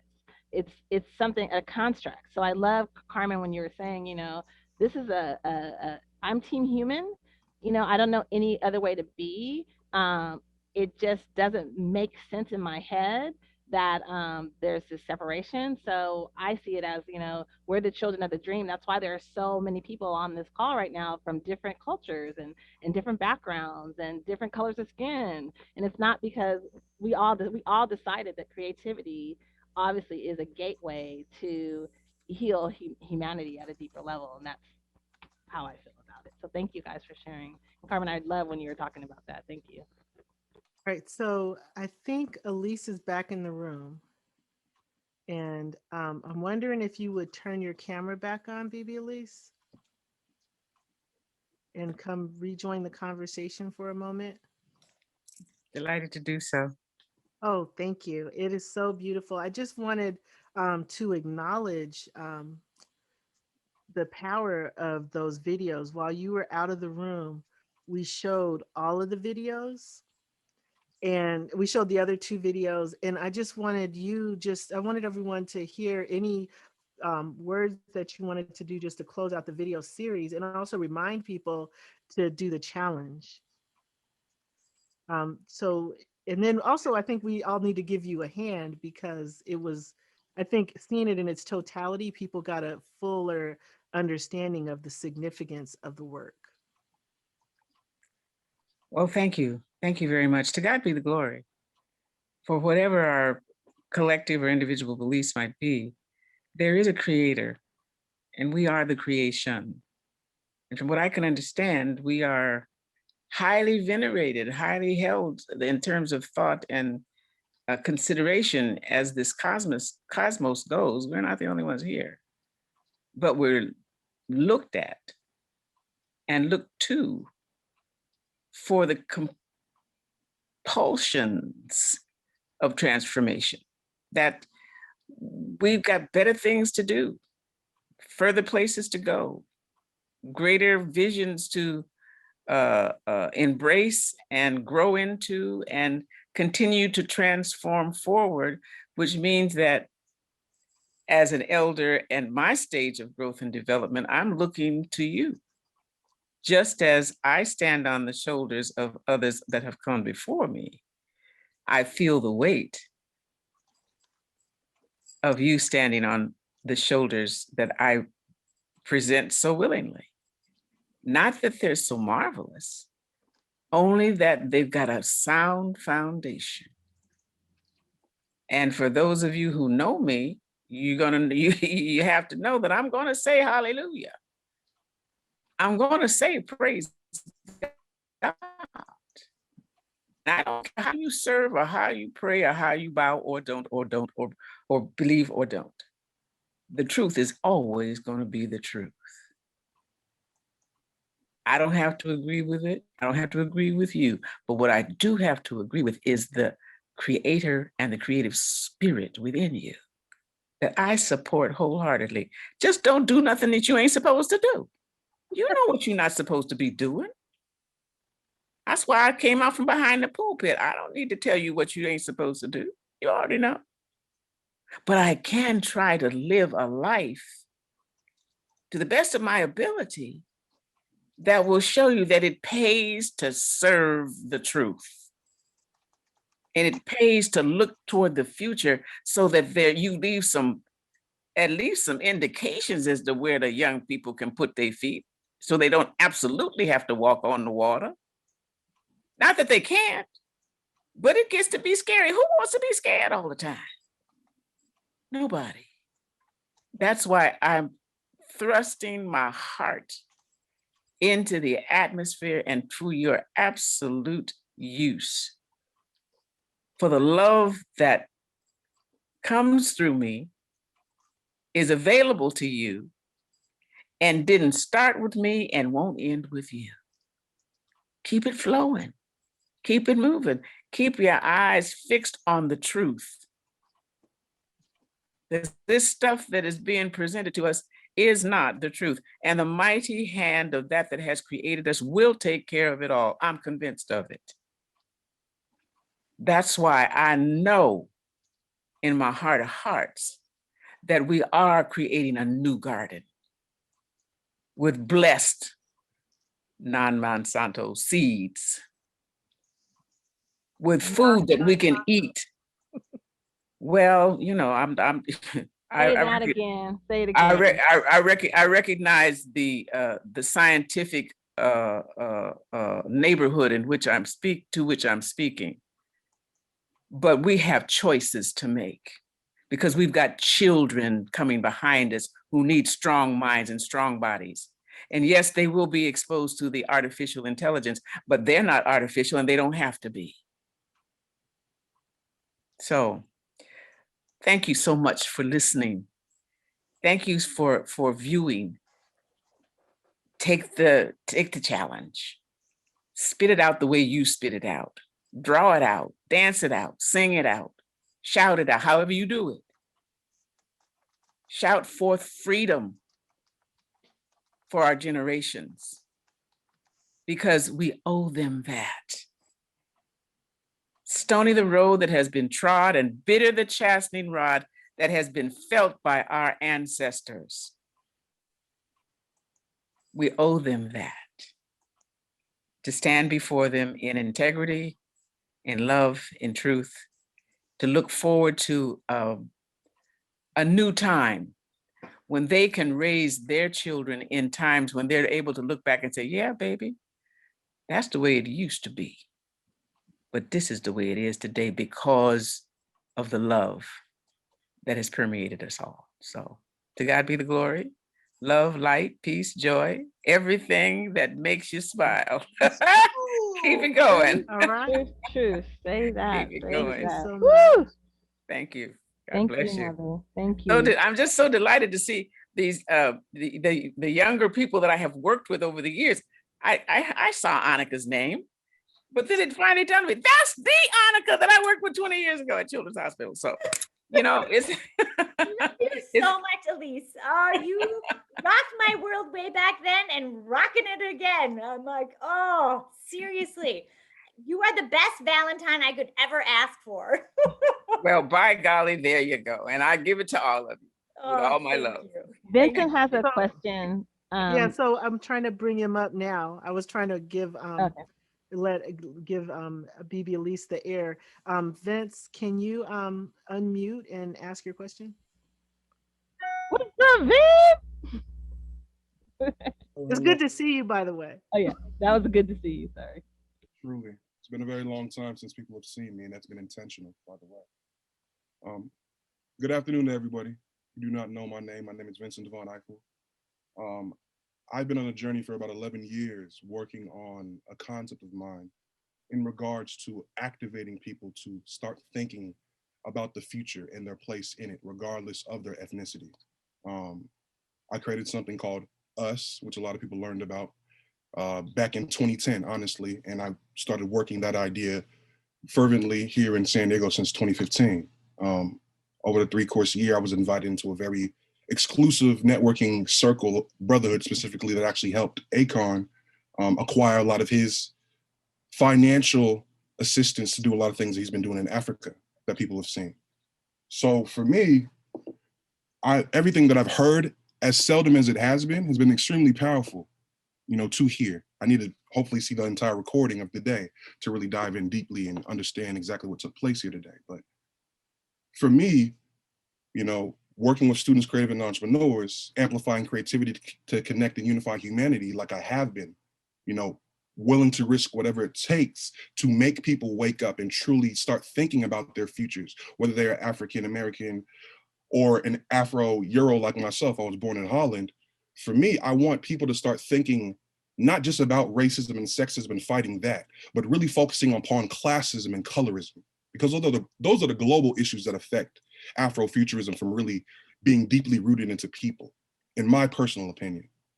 So I personally want to know, what do you guys think about that? Because that's something that I've learned over the last decade of meeting a lot of different creatives here in San Diego, seeing the brilliance within them, getting mentorship from people like Cheryl Morrow, Milan Rivera, even yourself, Adria, you know, to a certain degree. For me, I know what kind of energy exists currently in the space of the world. I have many friends from my high school here I'm close right next to Rancho Santa Fe, currently in Rancho Penasquitos.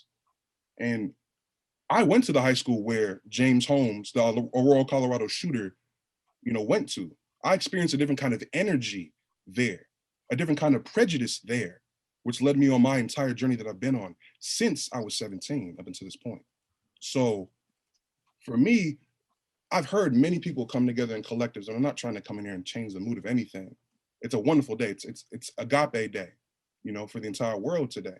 So I want to make sure that conversations like this, for somebody like me with the kind of onus and, I guess, energy that's coming my way due to what I've been working on for such a long time, I can take the truth that I'm hearing, as seldom as it has been so far, and really activate that in an appropriate manner so that it's taken advantage of in the appropriate manner.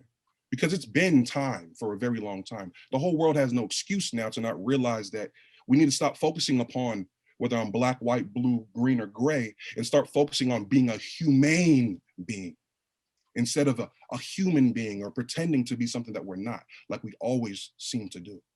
That's the kind of stuff that had me just remove myself completely from this environment for almost 2 years. So I could really heal my spirit up again to go for another decade, because I got my whole entire network that I needed. And I didn't use any of my family's relationships to get it, by the way. Just to give people some context, my cousin's name is Salaam Remi. He was producing Amy Winehouse's complete album when she passed away. One of his personal friends. He's produced for Nas as well. He's been my idol since I was 17. I never met him on purpose so I didn't lose my fervor on my journey. I could have met him a very long time ago. That's how important what I'm trying to do has been for me. And I've done a lot of things to get to the point where I'm at, where I can be in the same networking circle as somebody as Akon and around those kind of people that gave him $1 billion credit line and a lot of things to get important things done for people in his homeland of Africa, in the motherland. But obviously in the divided states, in the divided kingdom, there needs to be a lot of correction as well, so that things actually change this time. That's my main concern. So I would love to hear your guys' perspective on somebody or some group of people who are thinking like Afrofuturists or social Afropreneurs, because that's what I claim myself to be. I want to hear your opinion on people stop focusing upon racism, sexism, and start focusing on classism and colorism as the true things that we need to combat and fight to make sure that Afrofuturism actually takes place in the future, so that in 2081, you know, life can really be better for people that wear our hue. That's my concern. So Vincent, I'm glad you brought that up. And I'll start by making a reference to some things in pop culture.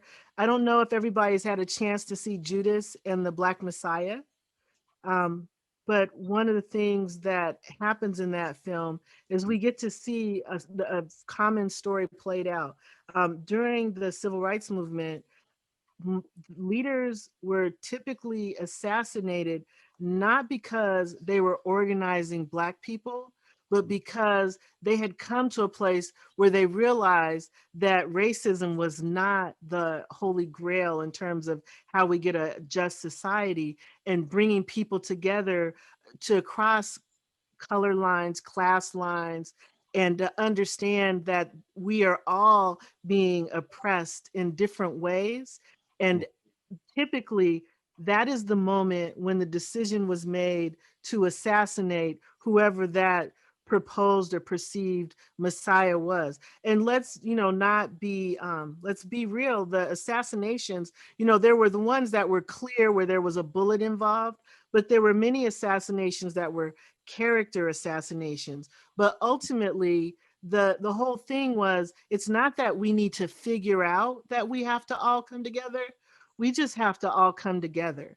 Because the reality is, every time we rally behind an individual to do that work and make that happen, what we are actually doing is putting that individual at risk.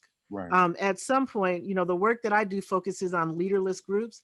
At some point, we have to, and that's why I said, put your contact information in the chat, because we can't wait for anybody. As long as we're waiting, my grandmother used to say, "Wait broke the wagon." And I don't know if it was weight because the load was too heavy, or if it was weight because the wagon was waiting for something to happen and then it got broken. But the key is, if you look around this space today, we've got people who cross every line that you can think of. And I'm so grateful to have a diverse group of people come together to talk about this topic in this time. I think, I agree, there are many battles being fought on many fronts. I would posit that many of those battles are merely distractions. And that the reason I ask people to look forward is that sometimes we're so busy looking back or looking around at where we are that we are distracted from doing the building that we need to do to get to a better place. I see Kamar has his hand up. Kamar, did you want to say something? So one of the key areas that's really important in how we approach activism or advocacy is the term intersectionality. And there's a kind of like a thought that I posted recently that said intersectionality means one's single demographic doesn't have a monopoly on adversity. Every group has in-group responsibility towards equity and justice. In working with people with disabilities, you find that it's usually studied in 3 areas of cognitive, psychiatric, and physical. And that's actually one of the most underlying issues that we have. Someone feels a certain way and we don't know how to feel that same way as they do. Someone thinks a certain way and we don't know how to think the same way they do. Someone just functions differently and we don't know how to accept that. And that crosses all areas of sex, gender, race, and each demographic sort of attribute that we have works that way, and that's what intersectionality addresses. Usually when I'm working on anything with equal employment opportunity, or if I'm talking about diversity and inclusion, I have a chart that breaks down that not only is there race and color and gender and sex, there's, of course, there's also class, there's also faith, there's also disability. And we always have to remember that within our own groups, as well as outside our groups, everyone is valid. So making things ergonomic, making things comprehensible, making things accessible, making things universal or inclusive in our ideas or our standards of beauty, in our access of emotionality, or even, gender and sexual expression, that has to be considered, because that one thing normal for us is very different for someone else coming from a different perspective, class, religious group, or any other lifestyle. Thank you, Kamar. I really appreciate that. I see Sheldon has his hand up. Sheldon, can you unmute? Yeah, I'm unmuted now. So I just first want to thank Dr. LaWanna Richmond for having this Dream Tank. I spoke to her in the past and I told her how important these things are, because it's where people get together and to, as she said, to dream and to think about solutions. And I think that's a very important thing to do. A lot of times we have blinders on and we only see like what we can or can't do.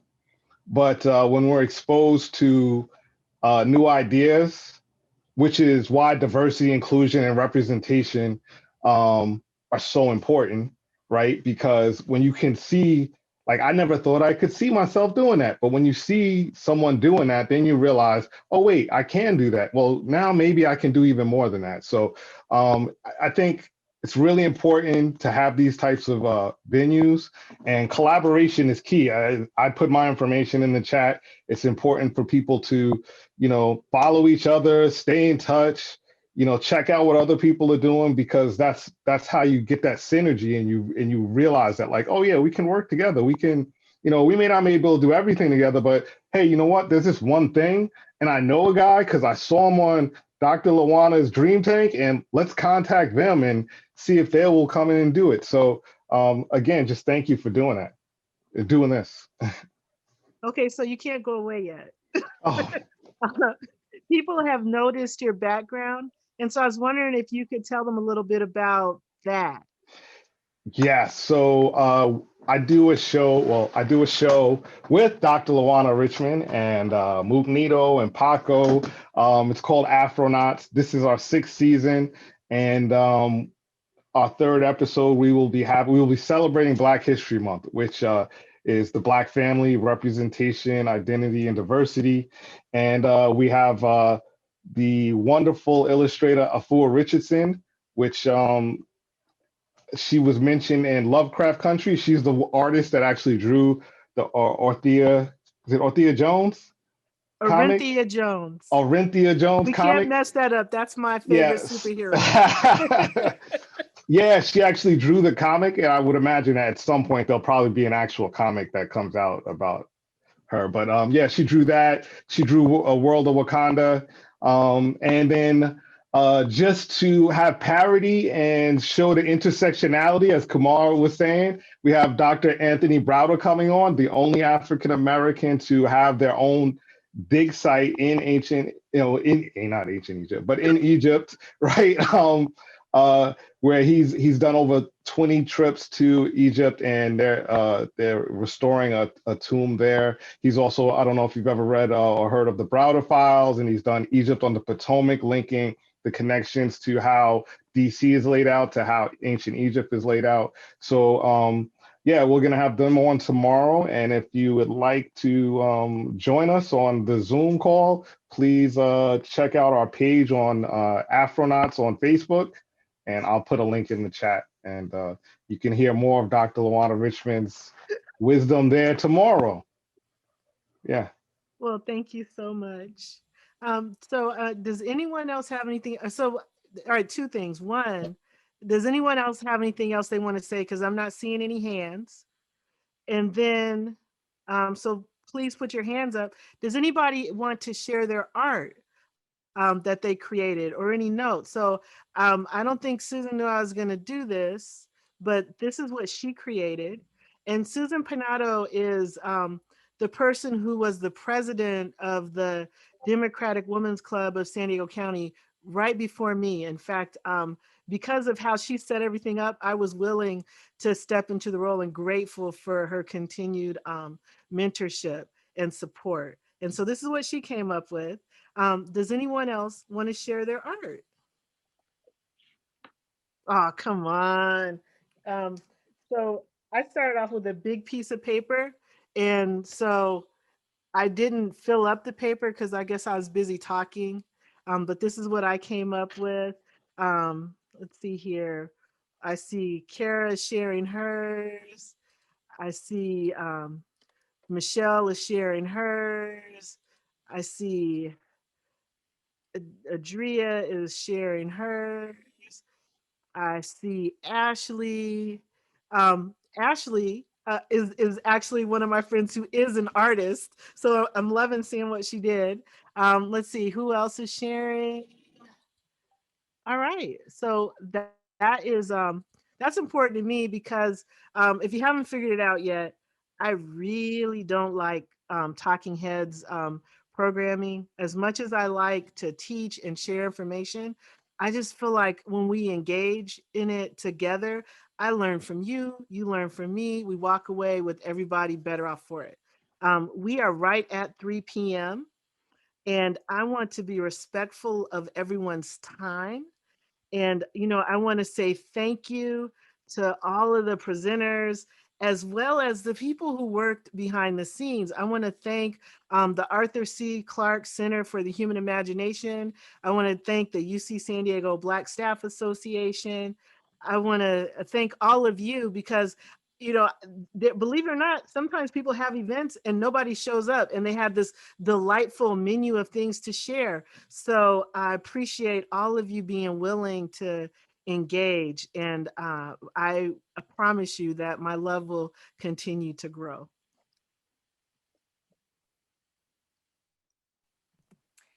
And thank you, Lawana. That was just an amazing, what a way to open the craft center. Seriously, this is just, I hope we do this again. This was just the best way to tie off, 4 days of celebration of creativity and intersectionality and interconnection and lots of love and lots of good ideas.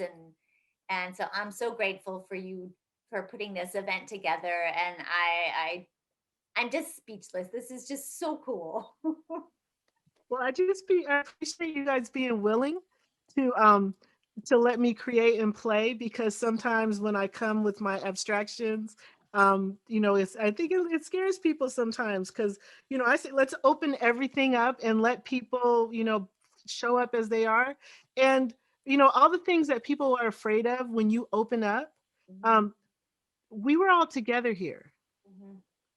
And the only thing I know a lot of the people in the audience, my only thing is that I wish I would have had the opportunity to hear more from them, because I know a lot of really smart people, and I know that if we all put our heads together, we can do some incredible things.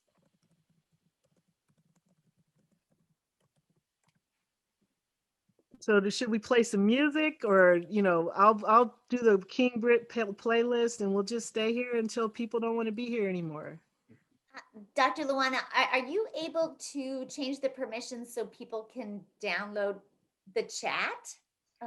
I have been looking around for somewhere to put it, and I haven't found it. But what we can do is we can send an email after. So with the recording saves, we get the recording files. We'll also get the chat file. Oh, cool. And so we can send it to people after the fact. And the people who came straight into the Zoom will get their email addresses from the usage file. And then the people who registered will get their information from registration. And, I think it would be good just to send them, the chat, as well as resource guide and contacts for all the presenters, so that people can continue to build. Okay. Absolutely. No, thank you for that. All right. So does anybody else have any questions or any ideas? Because, I love ideas. Oh, I got an idea. Let's do this again. Yeah, I was gonna say, do it again, I Luana. think we can make that happen. I want to share something funny with everyone, because I didn't mention it, but you see the book cover on my picture? That's an aspirational image. It's for the book that I keep writing and I've never finished. So when I finish it, that'll be the cover. Nice. So I'm gonna Gotta put it out there. You have to put the manifestation in place. So Yeah, it's all about planning, right? Yeah, planning, and also making the time to write. I mean, so I've got to slow down and learn how to have some space between the different things I execute. So tomorrow we've got the Afronaut show. Tomorrow night is the Democratic Women's Club meeting. And then Friday, the UC San Diego Black Staff Association, I'm hosting the annual President's Day Forum. And I think there's some other stuff, but I'm not going to look at my calendar, because when I look at it all in its totality, sometimes it scares me. Michelle, did you want to say something? I'll say something else. So you have the book, you just need to take the time to draw it out of the ether and put pen to paper. So the book is written, you just haven't drawn it out yet. Exactly. I mean, I know I have the framework, I have the outline. I just have to actually take the time to put the flesh on the bones. And just to give you guys a synopsis, it's basically about how I discovered that I am an Afrofuturist, because evidently I've been manifesting and planning and envisioning and creating for a really long time, and I didn't realize that that's what it was. And then once I realized it, I had to accept it. Michelle, I see your hand still. Do you want to say something?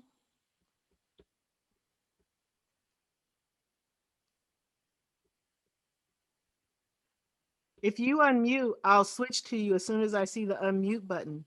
Well, hello, Mr. King. It's nice to see your face in the place. Thank you for bringing us all together so that we could get this ball rolling. This has been so inspiring. Thank you, Dr. Luana. Thank you all. Thank you for those that shared today. It's been wonderful. I've just been blown away for the last 2 hours, which has been truly inspiring. I really needed to hear from you all today, and really needed the good message and the love that you're sharing. So thank you all. All right. Let's see. I don't see anybody else unmuting. Is everybody okay with us ending the meeting? Oh, I see a hand. Well, no, I see hearts. I keep seeing Michelle's hand and thinking that she wants to say something. It was hard to unmute. I just wanted to ask the time for the Afronaut show tomorrow. Sheldon, what time are we on tomorrow? 11 a.m. Thank you. Pacific Standard Time. Yes, 11 a.m. All right. So I think that's it. You know, I'm the host, so I'm gonna stay here as long as y'all are here. You are my Valentines. So Okay, we can stop. We just stop and then all the other stuff will spill away and just, there you go. Stop recording.